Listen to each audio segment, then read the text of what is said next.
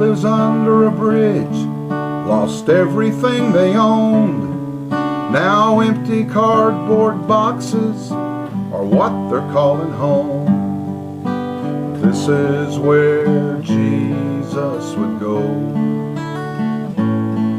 There's a white-haired widowed lady laying in intensive care. No one goes to see her when she needs some love and prayer. This is where Jesus would go. This is where Jesus would go.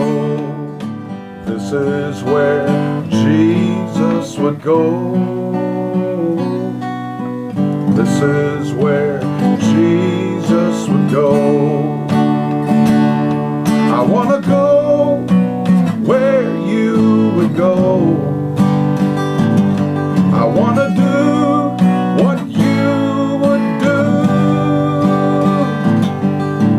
Anywhere you lead is all right with me. 'Cause Lord, I want to follow you. Wow, look at this. It's all calm now. When I started, it was breaking 1 to 2 foot waves, and now it's just nice calm waters. Well, here I am. I'm at where I'm going to camp out for the night. It's only about 2.5 miles from where I started, but it was a long, grueling 2.5 miles. Took me a couple hours to get here, but I got my camp set up. I'm going to sleep in the hammock tonight. But here's a thought. You know, God uses all things for His glory. That doesn't mean we get to brag about the things we get to go through, and that doesn't mean that the things we've had to go through are good things. God didn't desire for us to have a difficult, rough, hard life. Addiction, depression, sickness, when somebody robs from us, or when somebody steals from us, or somebody does something harmful to us or our family, if our vehicles break down on the side of the road, if our boats sink. Today two men were out on a fishing boat and flipped that boat, and they had to be drug in. Praise God, nobody got hurt, but that's a lot of money on a boat, and a whole lot of money on tackle and equipment that's now gone. You know, God doesn't desire for that stuff to happen to us. But here's the thing, is there's nothing that can happen that can thwart the purposes of God.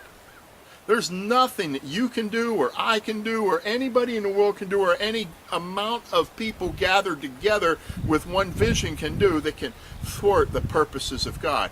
So what that means is, no matter what happens in our life, no matter whether we've fallen into the snare that's been laid for us, or we've made a conscious choice to jump off the cliff of righteousness into the abyss of sinfulness, like the prodigal son did. He left his place of blessing.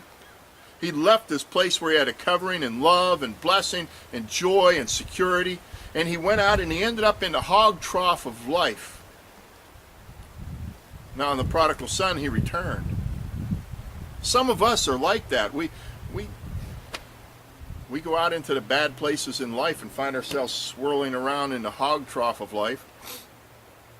But for the believer, he's going to wrestle against this consciousness all the time. He's going to wrestle against what is good and godly within him. And sooner or later, he's going to have to give in. How sad it would be for a believer to rebel against God and stay in that place of rebellion instead of repenting and coming back to God. So God's going to take the situation that we had to go through, that we went through, and He's going to use it for His own glory. That's not my glory. That's not for my benefit. That's not for my gain. It's for His glory, for His gain, for His benefit. So here we are in a beautiful place that God created. And we're going to sleep out underneath the stars on our hammock tonight, and tomorrow we're going to put that kayak back in, and we're going to go on to somewhere else, probably explore some of these little islands up and along here, and spend the day just zigzagging back and forth until we make camp again tomorrow night. But in the meantime, we're going to contemplate God using everything in our life for His glory. So you think about it, you be blessed. Hallelujah. Love these rock formations here. It's pretty awesome.